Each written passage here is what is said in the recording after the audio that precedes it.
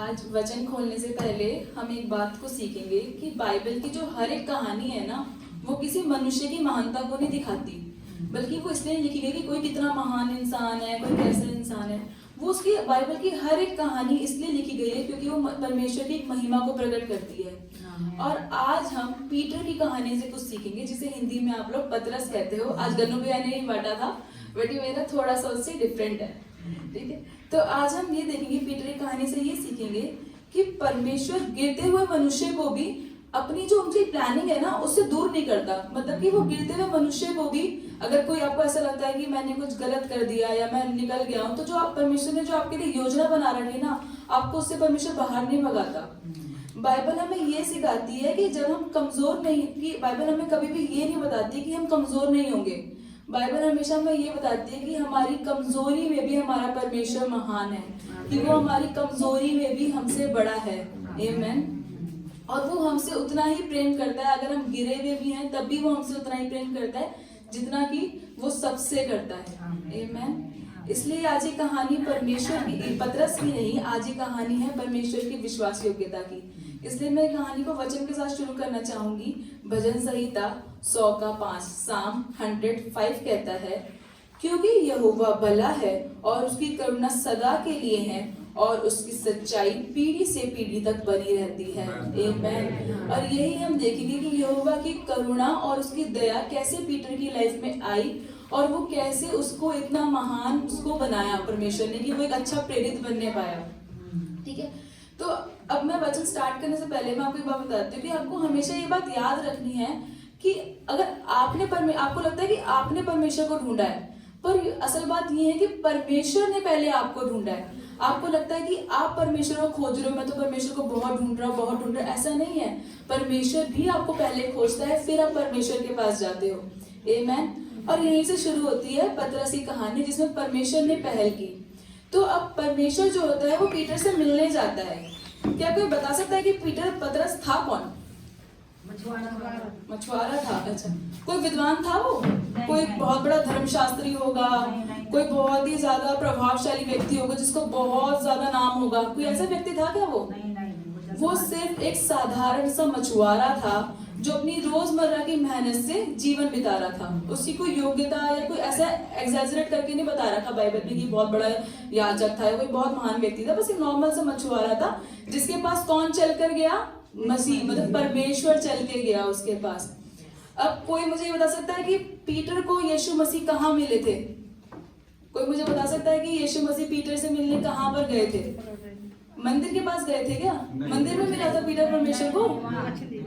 झील के किनारे जहाँ वो मछली पकड़ रहा था, परमेश्वर उसको वहां मिला था। ये बात हमें ये बताती है कि परमेश्वर हमें वहां मिलता है जहाँ हम वास्तव में होते हैं। ये बात हमें ये बताती है कि जहाँ परमेश्वर हमें वहां नहीं मिलता जहाँ हम दिखावा करते हैं। हम में से यहाँ पर बहुत से लोग होंगे जिसको परमेश्वर उसी घर में, उसी कमरे के अंदर मिला होगा, या जब वो बहुत ज्यादा उदास होगा तो परमेश्वर उसको वहां मिला होगा। कि परमेश्वर ने उसको, जहाँ पर हम लोग रियल में होते हैं ना, जो हमारी रियल स्टेट ऑफ माइंड होता है, कि जहाँ हम रियल में प्रेजेंट होते हैं, परमेश्वर भी हमसे वहीं मिलता है। तो परमेश्वर कहाँ मिला पीटर को?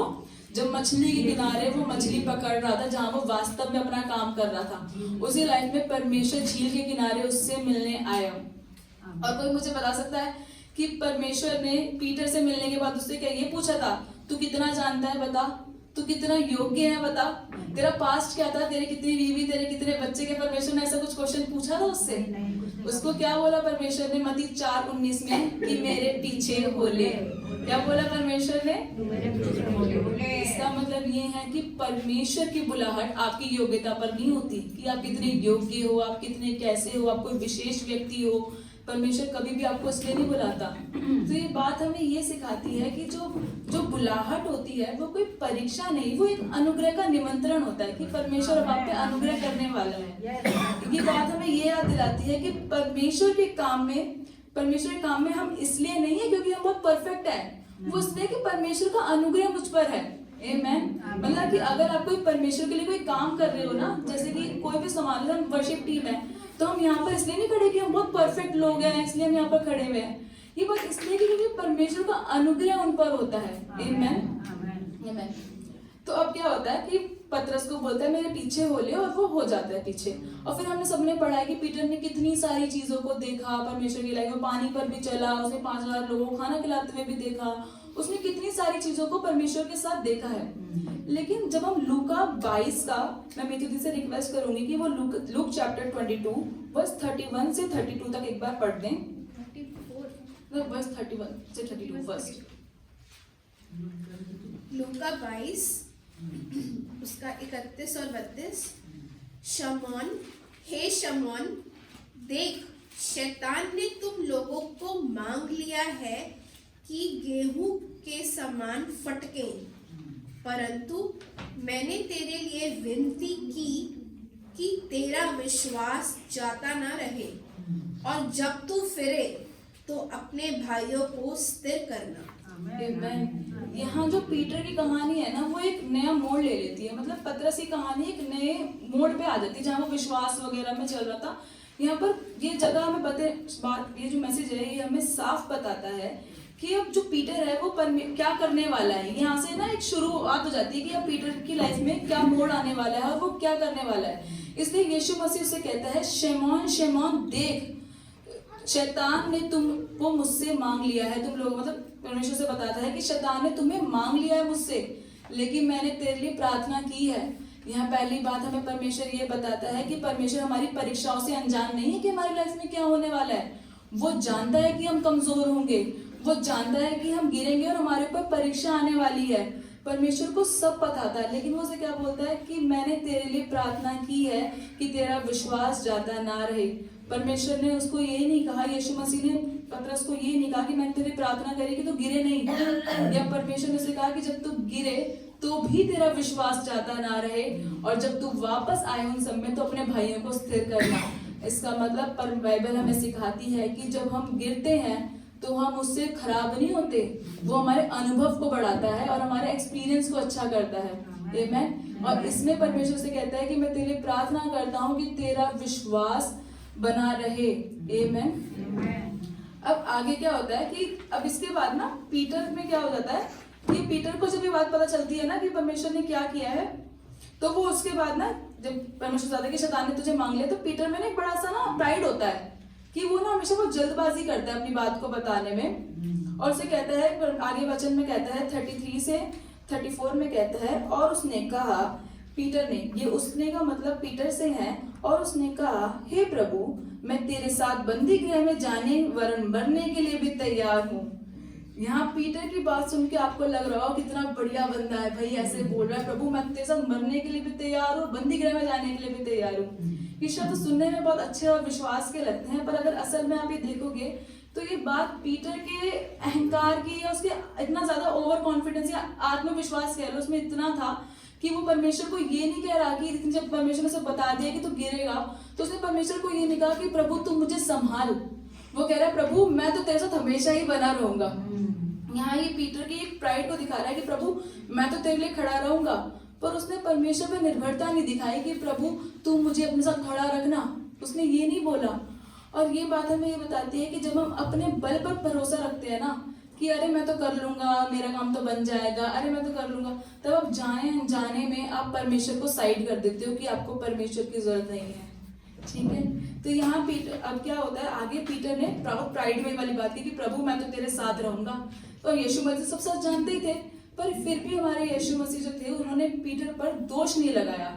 उन्होंने उसको ये नहीं बोला मुझे पता है तू कैसा है, अरे मुझे पता है तू क्या करने वाला है। उन्होंने बस उससे साफ एक बात को बताया। उसने कहा हे पतरस, मैं तुझसे कहता हूँ कि आज मुर्गी बांग देने से मुर्ग ना बांग देगा जब तक तू 3 बार मेरा इनकार कर लेगा कि तू मुझे नहीं जानता। यीशु मसीह ने उसे दोष नहीं लगाया कि तू कैसा है, तू मुझे पता है, तू कितना वो है, बेकार सा इंसान है, अभी तो ऐसे ही कर रहा है, प्यार व्यार करने का नाटक कर रहा है, तू बाद में मुझे मुकर जाएगा। उसने बस ना उसको सच बता दिया कि तू करेगा। तो एक भविष्यवाणी उसने बता दी कि तेरे ऊपर बाधा आएगी और तू मेरा इनकार कर देगा, क्योंकि वो किस में था, अपने प्राइड में था। उसने परमेश्वर को प्रेफरेंस नहीं दी उस टाइम पर कि प्रभु तू मेरे साथ रह, प्रभु तू मुझे खड़ा रख, परमेश्वर तू मेरे साथ है तो फिर मैं क्यों गिरूंगा, उसने ऐसा नहीं कहा। तो आगे क्या होता है, आगे अगर हम इसी चैप्टर में अगर हम आगे देखेंगे तो अब यहाँ पर बारी आती है वर्स 56 से आगे चलता है, जहाँ पर वो इनकार करता है परमेश्वर का। तो अब क्या होता है, वो लोग परमेश्वर को यीशु मसीह को पकड़ के ले जाते हैं और जो पीटर होता है वो लोगों की भीड़ में बैठ जाता है। अब वही पीटर से एक नॉर्मल सी लड़की, एक नारी पूछती है, अरे तू भी तो उन लोगों में था? तो वो क्या करता है, मना कर देता है कि नहीं मैं नहीं था। अब यहाँ देखो, यहाँ देखने वाली बात है, आप बाइबल में कहीं पढ़ लेना, जब पीटर से उस लेडी ने पूछा कि तू इनके साथ था, उस लेडी ने उसे मारा नहीं था, उस पर कोई अत्याचार नहीं किया था, उसको धमकी नहीं दी थी चल बता दे तू किसके साथ था। लेकिन फिर भी जो हमारा पीटर था उसने पहली बार में ही मना कर दिया। मतलब जहां वो कर रहा था प्रभु मैं तेरे साथ मरने तक के लिए तैयार हूँ, वहां उसने पहली बार में एक डर से मना कर दिया। ये बात हमें पहली बार तो हमें ये बताती है कि जो मनुष्य का जो प्रेम है ना वो बहुत सीमित है, और उसका जो बल है, जो साहस है वो बहुत अस्थायी है, वो कभी भी खत्म हो सकता है। ठीक है, इसलिए कहते हैं कि जो वो पीटर की जो बात थी ना कि मैं कर लूंगा, वो वहीं पर उसे खत्म हो गया जब उसने पहली बार उसे कहा कि मैं नहीं जानता। फिर दूसरी बार पूछा तू तो उन्हीं में था ना? नहीं नहीं मैं नहीं था। फिर तीसरी बार पूछा, उसने बोला अरे मैं नहीं था उसके साथ, मैं नहीं जानता इसको। अब आपको एक ह्यूमन नेचर बताती हूँ कि जब हम होते हैं ना हमारे घर में और मेरे से एक कांच का गिलास टूट गया है, तो मेरी मम्मी मेरे से पूछेगी ना कि आशु ये गिलास तूने तोड़ा था? तो मैं कहूंगी नहीं मम्मी मैंने नहीं तोड़ा। मम्मी बोलेगी सच बता दे तू नहीं तोड़ा था? मैं कहती नहीं मम्मी मैंने नहीं तोड़ा था। लेकिन जब मम्मी तीसरी बार पूछेगी ना तो मेरे अंदर वो प्रेशर होता है कि मुझे इसको मम्मी को ऐसे रिप्लाई देना होगा कि मम्मी चौथी बार ना पूछे मुझसे। तो ऐसे ही वहां पर पीटर ने किया, अरे मैं नहीं जानता ये कौन है, तो वैसे ही मैं करूंगी अरे मम्मी नहीं तोड़ा ना मैंने गिलास, फिर भी आप पूछ रहे हो बार बार। तो ऐसे ही जो होता है पीटर ऐसे रिप्लाई करता है। अब जब वो ये वाला आंसर दे ही रहा होता है तभी मुर्गा क्या करता है, अपनी बांग देता है, मतलब कुकड़ू करता है मुर्गा, और उसको पीटर को वो एकदम से सब कुछ याद आ जाता है कि जो है समय परमेश्वर की भविष्यवाणी याद आती है, और उसको वो समय याद आता है जब उसने परमेश्वर के साथ जो बिताया हुआ होता है, जो वो चीजों को हर एक चीज को देख रहा था उसको वो चीज याद आती है। और जब वो बाहर आता है ना तो वो बहुत फूट के रोता है, बहुत रोता है, बहुत रोता है। यहाँ जब वो पीटर अपनी चीजों को याद कर रहा होता है तो परमेश्वर की दृष्टि, मतलब जब वो पीटर रो रहा है तो यहाँ परमेश्वर की दृष्टि उस पर पड़ रही है। ये जो परमेश्वर की जो नजर है ये पीटर को ये नहीं दिखा रही कि परमेश्वर तुझ पे बहुत क्रोधित हो रहा है या परमेश्वर तुझको ताना मार रहा है, अभी तो तू इतना बन रहा था। ये बस परमेश्वर उसको देख रहा है कि मैं तुझे जानता हूँ और मैंने तुझे कभी छोड़ा नहीं है। परमेश्वर उस पीटर को उस नजर से देख रहा है, उसको वो चीजें याद आ रही है कि परमेश्वर ने मुझसे कितना प्यार किया, कितना प्यार किया, कि परमेश्वर कितना अनुग्रहकारी है कि वो पीटर को अभी भी परमेश्वर ने एक बार भी नहीं जब वो एक आप इस चीज को समझो कि जब पीटर रोया, जब उसने इनकार किया, उसको भविष्यवाणी एकदम से याद आई। अब उसको भविष्यवाणी याद आई है तो उसको परमेश्वर का वो प्यार भी याद आ रहा है जो परमेश्वर ने उससे किया है। तो वो जो नजर है वो उस गिल्ट में है अभी इस वक्त कि वो परमेश्वर से नजरें नहीं मिला पा रहा, लेकिन परमेश्वर ने उसके ऊपर नजर कर रखी है और उसको दिखा रखा है कि मैंने अभी भी तुझे नहीं छोड़ा और मैं अभी भी तुझ पे अनुग्रह करता हूँ। अब पतरस बाहर जाता है और बहुत फूट कर रोता है। ये रोना कोई शर्म का नहीं था, ये कोई रोना कोई हार का नहीं था कि मेरी हार हो गई इसलिए मैं रो रहा हूँ। ये रोना था एक पश्चाताप का, कि उसको बहुत गिल्ट हो रहा था कि मैंने ये क्या कर दिया। और जहाँ पश्चाताप होता है वहीं से परमेश्वर की करुणा शुरू होती है। आमेन। अब जहाँ से पीटर ने पश्चाताप शुरू किया वहां से परमेश्वर की जो करुणा थी वो पीटर के ऊपर आ गई। अब क्या होता है कि परमेश्वर जो होते हैं जब पीटर परमेश्वर का पुनरुत्थान होता है तो ये सारे कमरे बंद होते हैं, सारे के सारे जो प्रेरित होते हैं, सारे जो चेले होते हैं परमेश्वर के कमरे में बंद होते हैं। और ये लोग फिर एक दिन पीटर बोलता है कि मैं जा रहा हूँ दोबारा मछली पकड़ने के लिए, और अपने साथ यूहन्ना और याकूब इन सबको भी ले जाता है। अब लेके जाता है ना पतरस, तो वहां पर जाके परमेश्वर आता है और पीटर को आवाज देता है। और ये कहानी लिखी हुई है जॉन चैप्टर 21 वर्स 15 से 17, यूहन्ना उसका 21वां अध्याय और 15 से 17वें बार। मैं चाहूंगी मित्र दीदी को कि वो पढ़ दें। यूहन्ना उसका 21वां अध्याय और 15 से 17 पढ़ेंगे हम। भोजन करने के बाद यीशु ने शमौन पतरस से कहा, हे शमौन यूहन्ना के पुत्र, क्या तू इनसे बढ़कर मुझसे प्रेम रखता है? उसने उससे कहा, हाँ प्रभु, तू तो जानता है कि मैं तुझसे प्रीति रखता हूँ। उसने उससे कहा, मेरे मेमनों को चरा।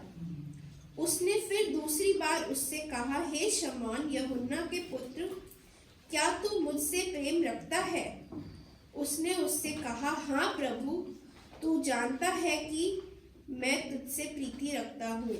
उसने उससे कहा, मेरी भेड़ों की रखवाली कर। उसने तीसरी बार उससे कहा, हे शमौन यूहन्ना के पुत्र, क्या तू मुझसे प्रीति रखता है? पतरस उदास हुआ कि उसने उससे तीसरी बार ऐसा कहा, क्या तू मुझसे प्रीति रखता है? और उससे कहा, हे प्रभु, तू तो सब कुछ जानता है। तू यह जानता है कि मैं तुझसे प्रीति रखता हूँ। यीशु ने उससे कहा, मेरी भेड़ों को चरा। आमीन। अब आप यहाँ देखो कि परमेश्वर ने पीटर से पूछा, क्या तू मुझसे प्रीति रखता है? उसने बोला, हाँ प्रभु, मैं तुझसे प्यार करता हूँ। फिर परमेश्वर ने बोला, मेरी भेड़ों को चरा। फिर उसने परमेश्वर ने से दोबारा पूछा, क्या तू मुझसे प्यार करता है? हाँ प्रभु, मैं तुझसे प्यार करता हूँ। फिर परमेश्वर ने कहा कि मेरी भेड़ों को चरा। फिर परमेश्वर ने से तीसरी बार पूछा, क्या तू मुझसे प्यार करता है? उसको उदासी आई कि प्रभु, मैं सच में तुझसे प्यार करता हूँ। या उसने कहा कि प्रभु, तू तो सब कुछ जानता है, मैं तुझसे सच में प्रीति रखता हूँ। और परमेश्वर ने से कहा कि मेरी भेड़ों को चरा। अब यहाँ भी जब पीटर ने बोला तो आखिरी बार जो उसके शब्द थे वो ऐसे शब्द थे कि उसको अपनी वो सारी चीजें याद आ रही थी। ये सच है कि पीटर परमेश्वर से बहुत ज्यादा प्यार करता था, पतरस परमेश्वर के बहुत करीबी था, इसलिए उसको वो अपनी सारी जो गलतियां उसने की थी इनकार करने की, उसको उसी टाइम वो याद है। उसने परमेश्वर से बोला कि प्रभु, तू मेरा सच तो जानता है, मैं सच में तुझसे प्यार करता हूँ। मतलब कि जो उसका डर था वो उस टाइम उसके ऊपर हावी हो गया था, लेकिन फिर भी उसने परमेश्वर जो उसका वो परमेश्वर से प्यार तो करता था, लेकिन उसको जो डर था वो उसके प्यार के ऊपर आ गया था, इसलिए उसने इनकार कर दिया। तो बहुत उदास होकर वो आखिरी में परमेश्वर से क्या कहता है कि प्रभु, तू तो सब कुछ जानता है, मैं तुझसे प्यार करता हूँ।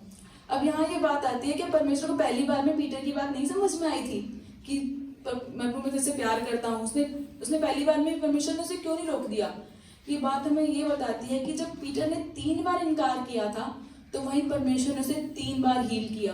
उसको पूरा ऊपर से अच्छे नीचे तक परमेश्वर ने उसको उसे हील कर दिया और उसको पूरी क्षमा कर दी। और उसको क्या बोला? उसको माफ कर दिया। परमेश्वर ने आगे उसको क्या बोला कि मेरी भेड़ों को चरा। अब आगे क्या होता है कि पीटर का जीवन ना बदल चुका है।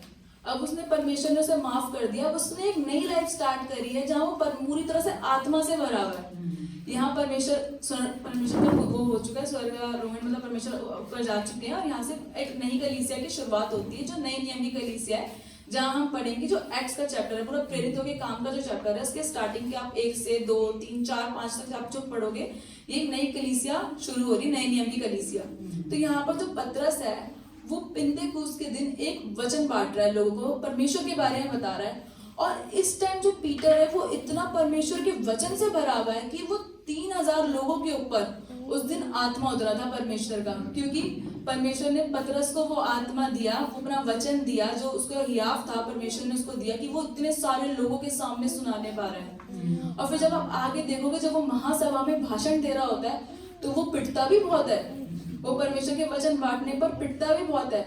और उसके बाद ही पता है उसके शब्द क्या होते हैं? आप पहले ये समझो कि एक नॉर्मल सी लड़की ने जब उसे पहले बोल दिया कि क्या तू परमेश्वर को जानता है, उसने मना कर दिया और वो भाग गया। लेकिन यहाँ जब वो पिटा भी ना, जब वो पिट भी रहा है लोगों से परमेश्वर के नाम पे, तब उसने पता क्या बोला? अरे अच्छा हुआ हम तो इस काबिल बने कि परमेश्वर के नाम से पिटने पाए। आमीन। तो ये बता रहा है कि परमेश्वर का आत्मा उसमें कितना था कि जब उसके पास जब परमेश्वर का आत्मा नहीं था तो वो नॉर्मल सी बात से डर गया, लेकिन जब परमेश्वर का आत्मा उस पर आया तो वो कितना प्रभावशाली हो गया कि अब उसको किसी चीज का डर नहीं है। आमीन। ये आज की कहानी हमें क्या सिखाती है? और इसके आगे पतरस बहुत महान प्रेरित बना, वो परमेश्वर से इतना प्यार करता था कि वो परमेश्वर के लिए ही लोगों ने उसको क्रूसीफाई कर दिया। लेकिन जब उसकी मृत्यु हुई तो उसने ये कहा कि मैं तो इस काबिल नहीं हूँ कि अपने स्वामी की जैसे मृत्यु लूं, तो वो उल्टे क्रूस पर उसकी मृत्यु हुई, उसको उल्टा कर दिया, क्रूस को उल्टा कर दिया, उसके सर नीचे था पैर ऊपर, तो उसको ऐसा क्रूसीफाई किया गया। तो ये जो कहानी है ये हमें ये बताती है कि हमें लगता है कि हम बहुत गिर गए हैं, या हम परमेश्वर से नजर नहीं मिला पा रहे, या हमने वो वादा तोड़ दिया जो हमने परमेश्वर से किया था। लेकिन ये कहानी हमें ये सिखाती है कि अगर आपका वो वादा टूट भी गया है तो उसके बाद भी परमेश्वर आप पे दृष्टि करता है और आपको बहुत महान बनाने के लिए तैयार रहता है। जब हम पश्चाताप करते हैं, जब हम रोते हैं परमेश्वर के आगे कि हम उससे गलती हुई है, उस चीज को एक्सेप्ट करते हैं और परमेश्वर से प्यार करते हैं, तो वहां परमेश्वर हमें बहुत आगे बढ़ाता है और हमारे ऊपर अपना आत्मा उंडेलता है। तो ये कहानी हमें सिखाती है कि अगर हम में से यहाँ पर कोई ऐसा है जिसको लगता है कि वो परमेश्वर से नजर नहीं मिला पा रहा, या वो परमेश्वर से बात नहीं कर पा रहा, या उसने किसी के सामने या परमेश्वर को ऐसे करके उसको लग रहा है कि आज मैंने परमेश्वर को दरकिनारा कर दिया अपनी लाइफ से, या उसको ऐसा लग रहा है कि मैं बहुत ज्यादा टूट चुका हूँ कि मैं परमेश्वर से नजरें भी नहीं मिला सकता, या परमेश्वर से बात भी नहीं कर सकता, तो आज परमेश्वर उसको कह रहा है कि अब मेरे ऊपर अपनी दृष्टि रख, मुझे देख, मैं तुझे आज भी देखता हूँ और आज भी अपना अनुग्रह तुझ पे करता हूँ। आमीन। तो आइए अपने सरों को झुका के प्रार्थना में जाएंगे। धन्यवाद करते हैं पिता परमेश्वर, धन्यवाद करते हैं खुदावन। खुदावन पिता, सच में पिता परमेश्वर हमसे भी बहुत गलतियां होती है पिता परमेश्वर प्रभु, लेकिन प्रभु तेरी करुणा और तेरा अनुग्रह हम पे बना रहता है पिता परमेश्वर प्रभु। धन्यवाद करते हैं खुदावन। खुदावन धन्यवाद करते हैं जैसे तूने पीटर को पिता परमेश्वर हियाव दिया पिता परमेश्वर प्रभु, वैसे तू यहाँ बैठे हर एक जन में पिता परमेश्वर अपना आत्मा उंडेल पिता परमेश्वर प्रभु, और हमें सिखा पिता परमेश्वर तेरे वचन पिता परमेश्वर प्रभु। सहायता और मदद कर खुदावन, आपके प्यारे बेटे यीशु मसीह के नाम से मांगते हैं, आमीन।